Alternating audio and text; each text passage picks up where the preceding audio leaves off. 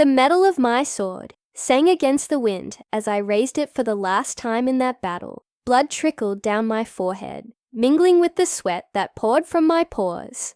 Like tiny pearls of determination, around me, shadows writhed into grotesque forms, trying to ensnare me with their tentacles of darkness. But I am Oya, the Lady of the Winds, and no force of the shadows could break me. My hair danced like flames in the wind, each strand carrying the ancestral energy that courses through my veins. I smelled iron and damp earth in the air, while the screams of the villagers echoed behind me. They depended on me, and I would never abandon them. My breath was heavy, but my heart beat with the strength of 1,000 African drums. "Come!" I shouted to the shadowy creatures approaching. "Come taste the steel of Oya." But let me tell you how I got here, how I became the warrior I am today. For every story of courage begins with a first step, and mine began on an ordinary morning. When I still didn't know, I carried the power of the winds within me. I remember that day perfectly. The sun rose lazily on the horizon, painting the sky orange and gold. When I first felt the call of the winds, I was young, still discovering who I was, living in a small village where women were taught to be docile and men to be strong. But something inside me always knew I was different. My mother called me stubborn. My father said I had fire in my eyes. They weren't wrong. From a young age, I questioned everything. Why couldn't women hunt? Why couldn't we fight alongside the men?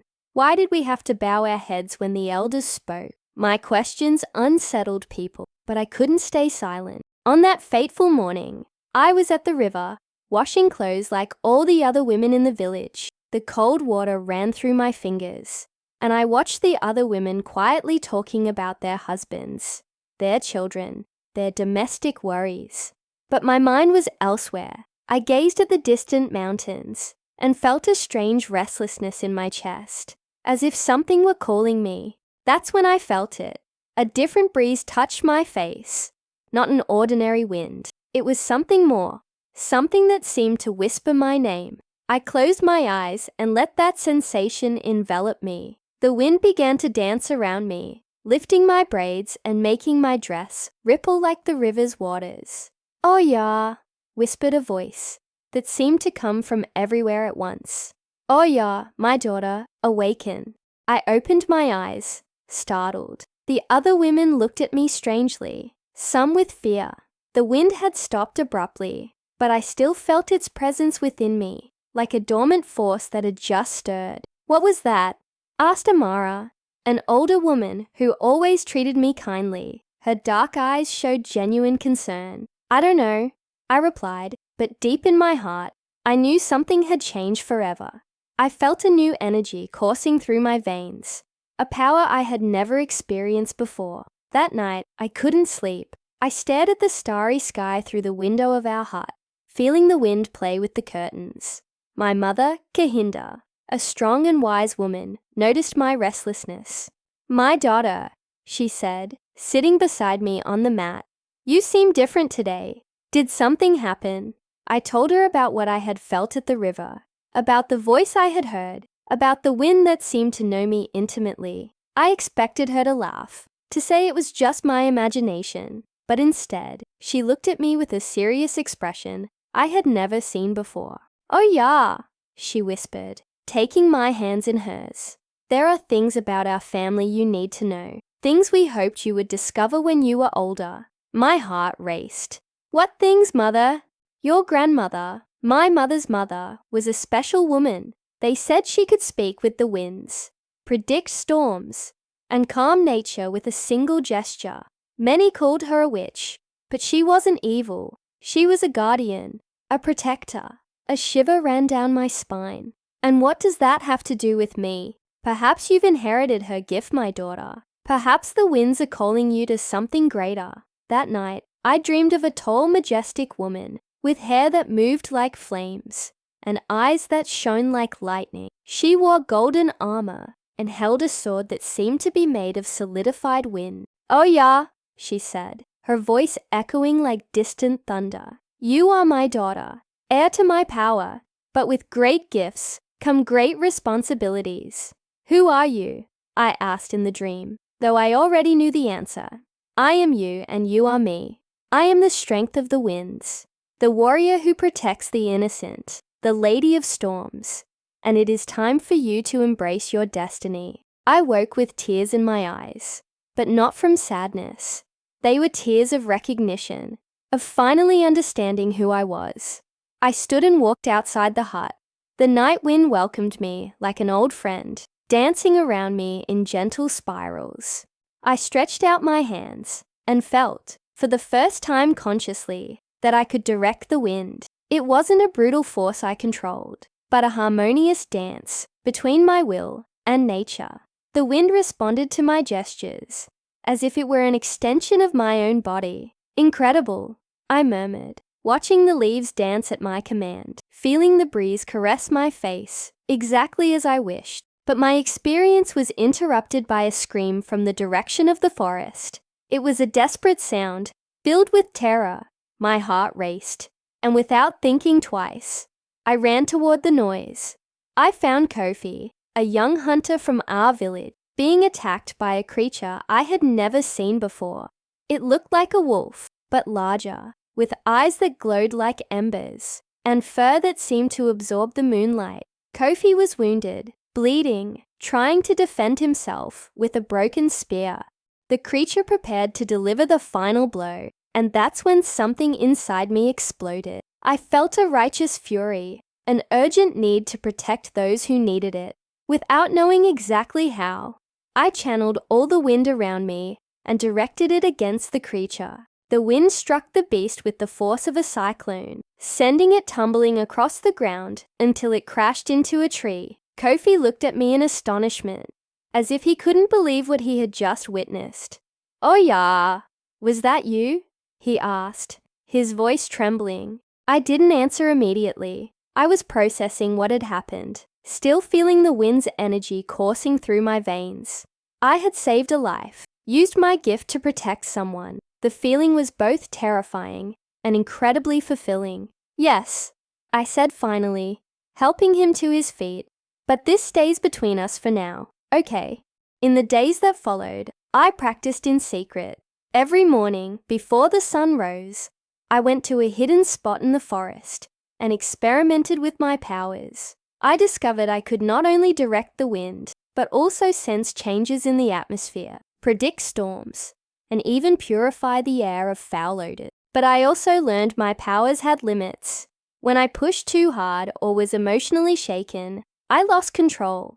The wind became chaotic, destructive. I learned I needed to be in harmony with myself, to use my gifts effectively. It was during one of these training sessions that I got my first glimpse of what was to come. I was practicing creating small whirlwinds when I felt a sinister presence approaching. The air grew heavy, charged with an energy that gave me chills.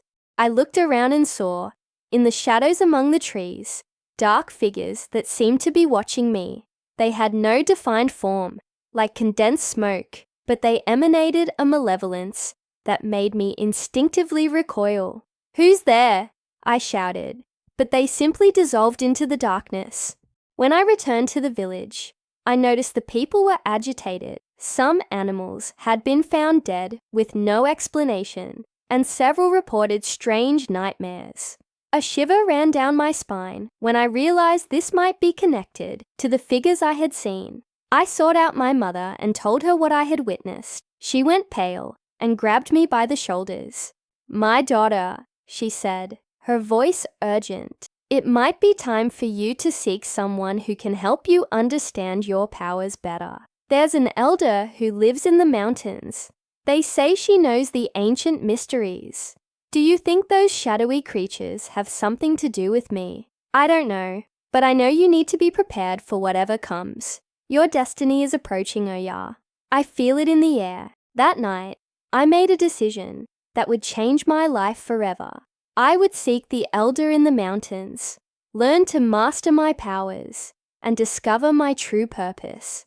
I didn't yet know I was about to embark on a journey that would transform me into the warrior of the winds, the protector of the innocent, the blade that cuts through darkness. But before I left, I want you to know one thing, dear listener. Courage is not the absence of fear, but the decision to act despite it. And that night, even with a heart full of uncertainties, I made the most courageous decision of my life. Did you enjoy this first part of my journey? Leave your comments and let me know if you want to hear more about how I became the warrior I am today. I set out at dawn, when the dew still covered the leaves like tiny tears of nature. My mother hugged me tightly, whispering ancestral blessings in my ear, while my father, though worried, handed me a small dagger that had belonged to my grandfather. "For your protection," he said, his eyes revealing a pride he rarely showed. "Come back to us stronger, my daughter." The climb through the mountains was harder than I had imagined. The winds up there were different from those I knew in the plains. Wilder, older, laden with whispers from ancient times. With each step, I felt as if I were approaching something sacred and dangerous at the same time. On the first day, I encountered only the silence of the stones and the distant song of birds. But as I climbed higher, I began to sense presences around me. They weren't the shadowy creatures from the forest, but guardian spirits that seemed to be watching me, testing my resolve. On the second night, as I lit a small fire in a cave to shield myself from the cold, I heard a familiar voice. "So, you've decided to embrace your destiny, my daughter." I turned quickly and saw an old woman emerging from the shadows. She was small, with snow-white hair and eyes that gleamed with the wisdom of centuries. She wore simple robes, but there was something in her presence that radiated power. "Are you the elder my mother spoke of?" I asked, instinctively feeling I should show respect. "I am Iya Agbar, keeper of the ancient mysteries. And you, child, are far more than you realize." She sat beside me, her wrinkled hands warming by the fire. "I've been watching you for a long time, ever since the winds began to whisper your name, my name. But I didn't know about these powers until just a few days ago." She laughed, a sound like bells ringing in the wind. "Oh, my dear, you've always known. You just weren't ready to listen. But the forces of darkness are stirring, and we don't have time for a gradual awakening." My stomach tightened. The shadowy creatures I saw in the forest, they're merely foot soldiers of a much larger army. An ancient curse has been broken, and now entities that have slept for millennia are awakening.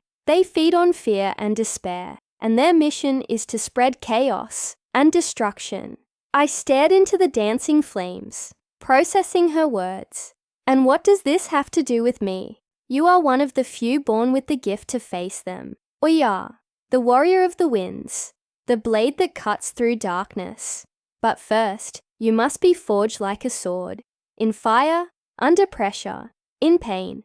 Over the following weeks, Iya Agbar subjected me to training that tested every fiber of my being. It wasn't just about learning to control the wind. It was about understanding my own nature, my fears, my weaknesses, and above all, my inner strength. The wind is not just a physical force, she taught me during a particularly intense session. It is the breath of the earth, the dance between sky and ground. To master it, you must become part of it.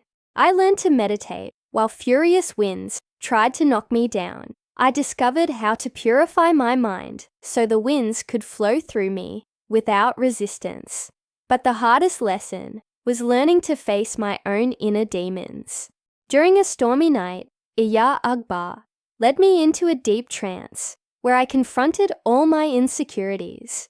I saw myself as a frightened child, wondering if I was truly worthy of such power. I saw my fear of disappointing those I loved, my worry that my strength might harm the innocent. Every warrior faces these doubts. The elder's voice echoed in my mind, but it is through them that we find our true strength. We don't fight despite our fears. We fight by transforming them into wisdom. When I emerged from the trance, I felt different.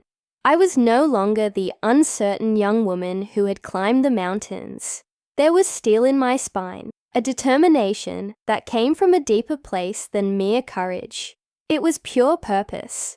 "Now you are ready to receive your weapons," said Iya Agbar, leading me deeper into the cave. What I saw there took my breath away. It was a circular chamber, its walls covered with ancient symbols that seemed to pulse with a life of their own. In the center, on a stone altar, was a sword unlike anything I had ever seen. The blade seemed to be made of solidified wind, translucent, but with a gleam that suggested unmatched strength. The hilt was adorned with symbols I instinctively recognized. They were the same ones that appeared in my dreams. "This is Ifa Omi, the blade of the winds," explained Iya Agbar. "It was forged by the first guardians, using the very breath of the ORIXÁs. It chooses its wielder, and you have been chosen." When I touched the sword, I felt an electric current run through my body. It wasn't painful, but energizing, as if every cell in my being was awakening. The blade seemed to communicate with me, showing me visions of ancient battles, of other warriors who had wielded it before me. "With this weapon," the elder continued, "you can cut not only flesh and bone, but the darkness itself. You can scatter shadows, purify corrupted places, and protect those who cannot protect themselves." I spent a few more days learning to wield Ifa Omi. The sword was not just a weapon, it was an extension of my will. When I held it, I felt the winds respond even more intensely to my commands. I could create blades of cutting air, shields of compressed wind, and even fly short distances. But the true test came when I least expected it. On a seemingly peaceful morning, as I practiced combat forms, the sky darkened suddenly. It wasn't a natural storm. Something was deeply wrong in the air.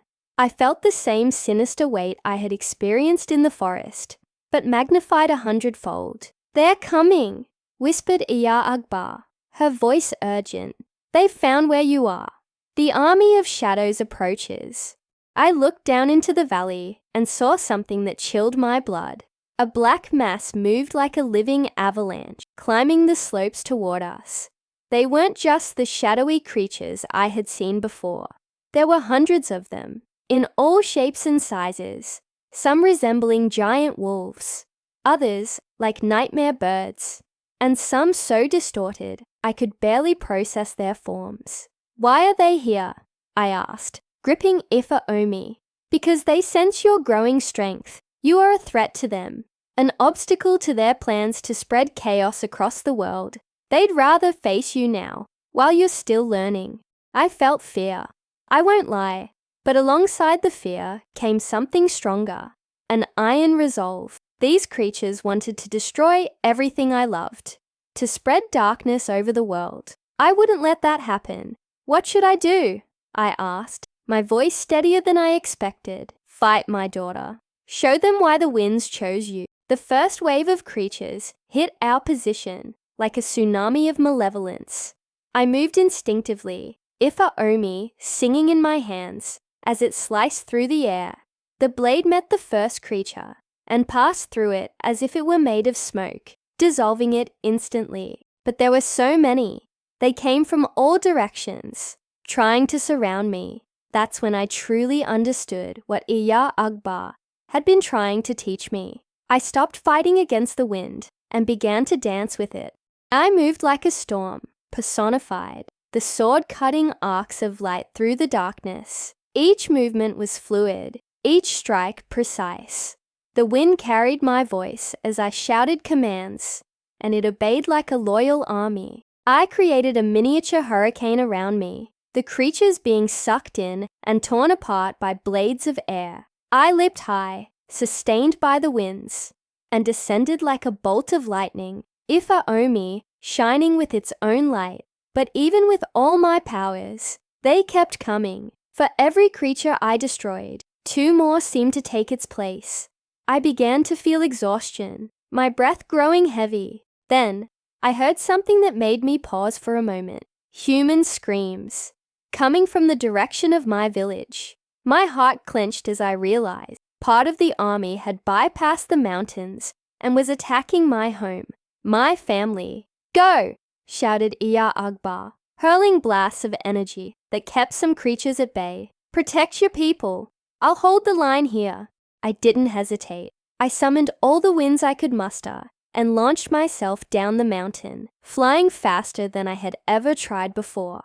Behind me, I heard the sounds of battle continuing, but my mind was focused on one thing: reaching home in time. When the village came into view, what I saw broke my heart.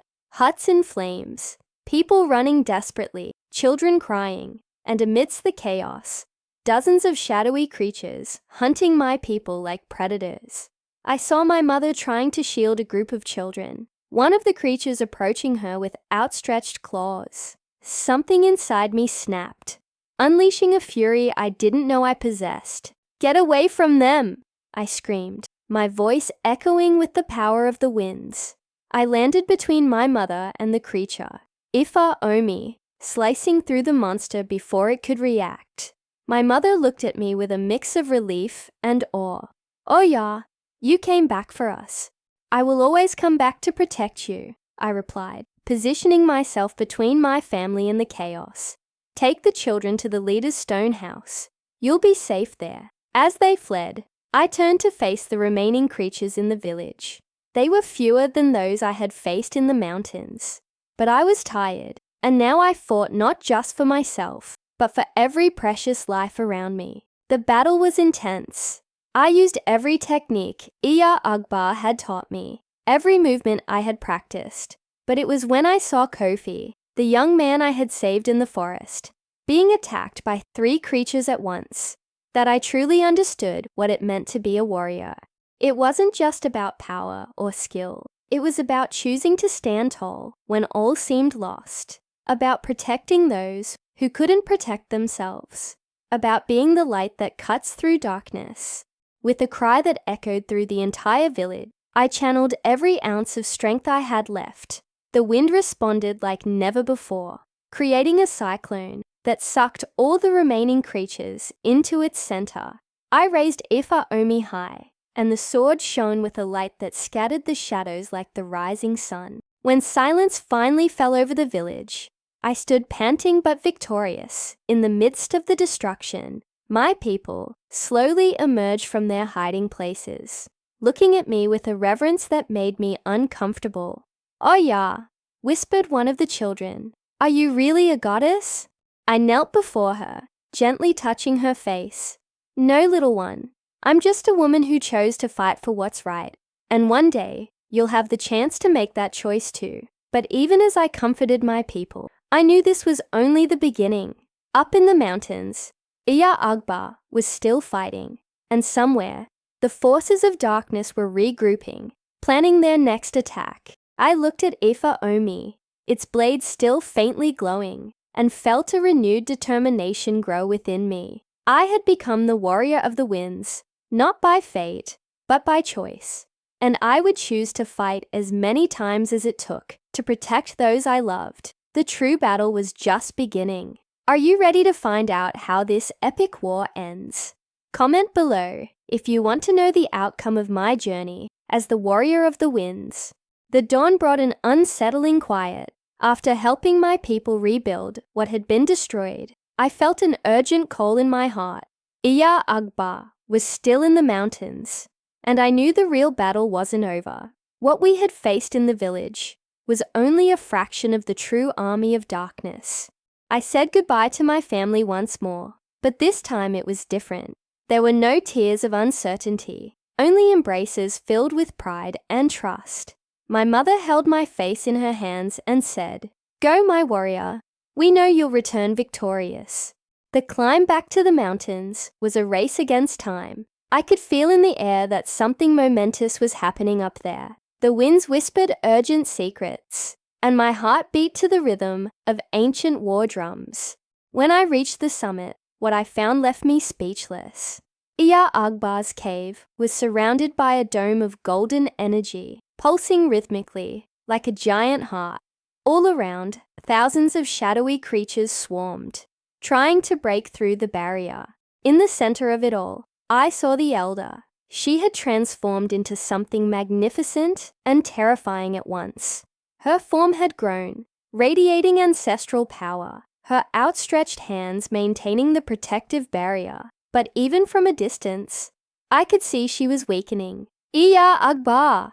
I shouted, cutting my way through the creatures, with Ifa Omi singing in my hands. "We are!" Her voice echoed in my mind. "You've arrived just in time. I've discovered the source of these creatures. There's a portal, a rift between worlds, hidden in the depths of the earth. As long as it remains open, they will keep coming endlessly." I understood immediately. It didn't matter how many creatures I destroyed. If the source kept spewing darkness, I had to find a way to close the portal. "How can I close it?" I asked, dancing between the creatures, each strike of Efa Omi dissipating shadows.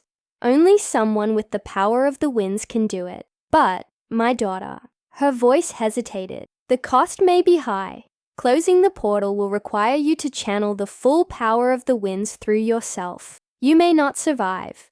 A chill ran through me, but my resolve didn't waver. "Where is the portal?" "Follow the descending wind. It will lead you to the depths.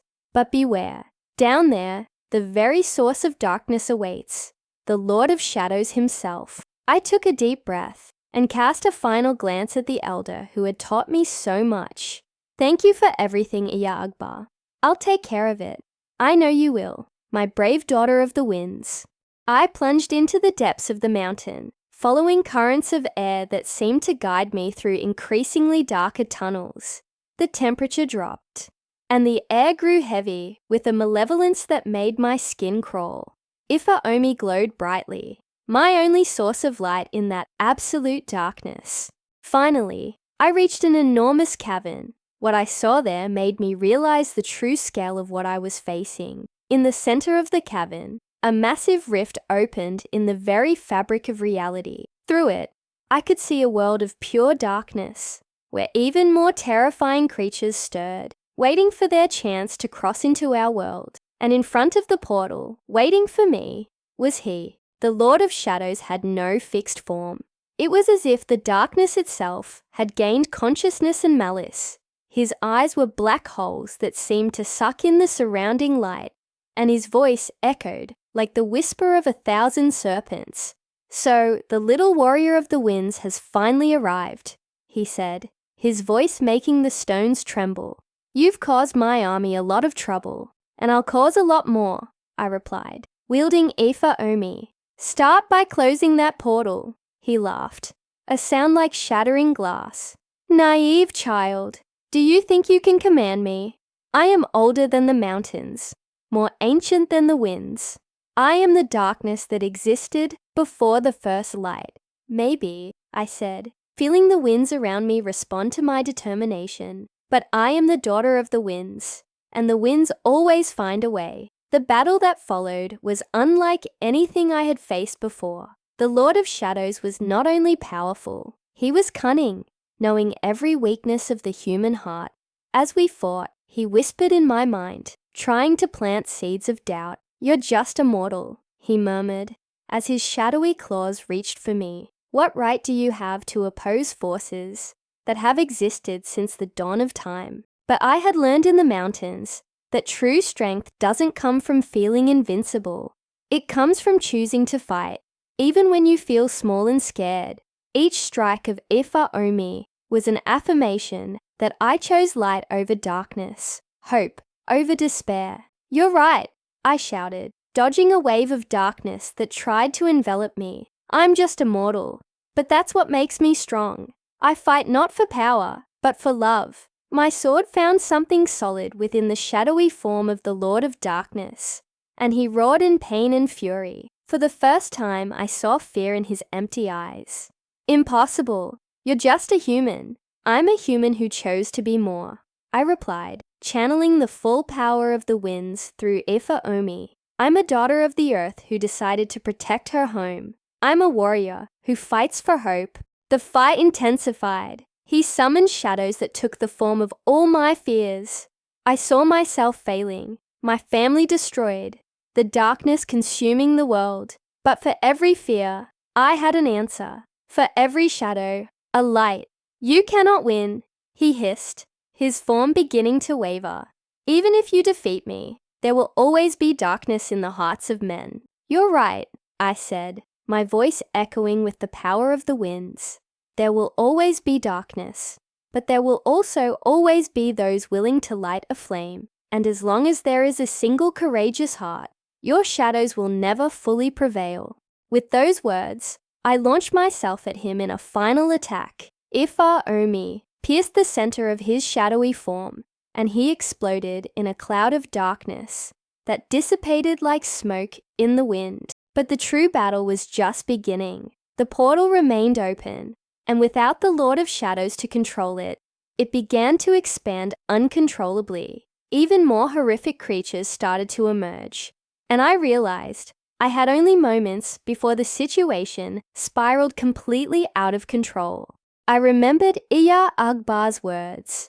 Closing the portal would require me to channel the full power of the winds through myself. The cost might be my own life. I looked at Ifa Omi, its blade still shining with pure light, and made my decision. Some battles were worth any sacrifice. I positioned myself before the portal and began to summon the winds. Not just the winds of the mountain, but the winds of the entire world. I felt every breeze, every storm, every breath of moving air responding to my call. My body began to glow with a light that rivaled the sun. I could feel the energy of the winds flowing through me, more intense than I had ever experienced. It was painful, but also glorious, as if I were becoming part of the very essence of the world. "By the winds that carry hope," I shouted, my voice echoing through the dimensions. "By the winds that bear the seeds of life, by the winds that cleanse the storms, I command, close." The portal began to shrink, fighting against my will. The creatures trying to emerge were sucked back into their shadowy realm. I could feel my life force draining, but I kept focusing all the power of the winds on closing the rift. Finally, with a sound like the universe sighing, the portal closed completely. The rift in reality healed, leaving only solid stone where there had once been a gateway to darkness.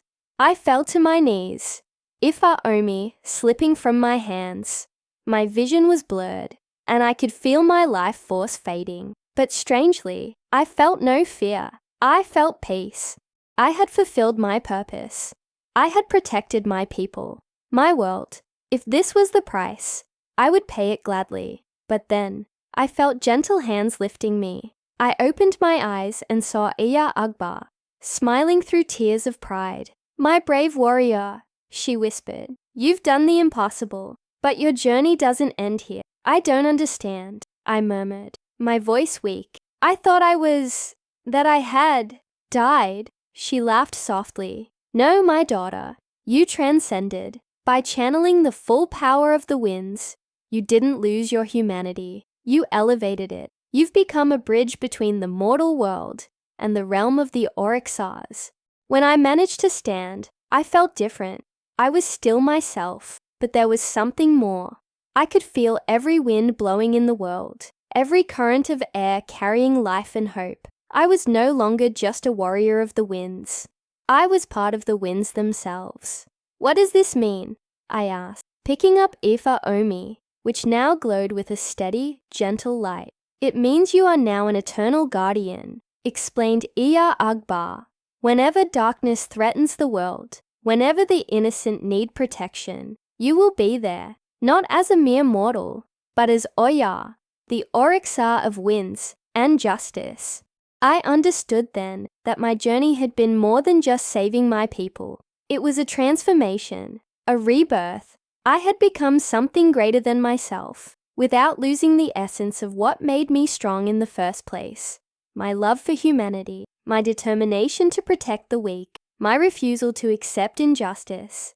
When I returned to my village, it was like a goddess coming home. But to me, it was simply the place where my family waited. I hugged my mother, kissed my father, played with the children, because no matter how powerful I had become, love remained my greatest strength. In the days that followed, I helped my people rebuild not just their homes, but their faith. I taught them that courage wasn't a gift reserved for the chosen, but a choice anyone could make. I showed them that true strength came not from power over others, but from the power to protect and uplift those around us.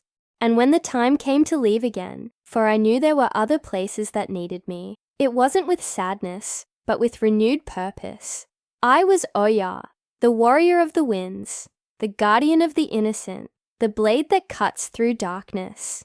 But more importantly, I was proof that anyone, no matter how ordinary they feel, can choose to be extraordinary. You can choose to be the light that shines in the darkness, the voice that speaks for the voiceless, the strength that protects the weak. Today, when the wind touches your face, know that it is me whispering words of encouragement.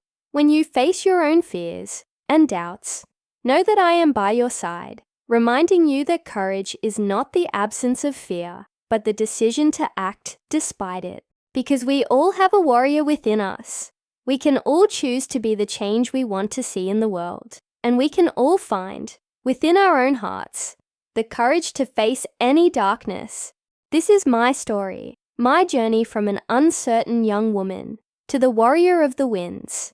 But more than that, it's a reminder that true spiritual strength doesn't come from supernatural powers, but from our willingness to fight for what's right, to protect those we love, and to never give up hope, even when all seems lost. The winds keep blowing, carrying seeds of possibility to every corner of the world. And I am still here, eternal guardian, reminding everyone that courage is the most powerful force in the universe.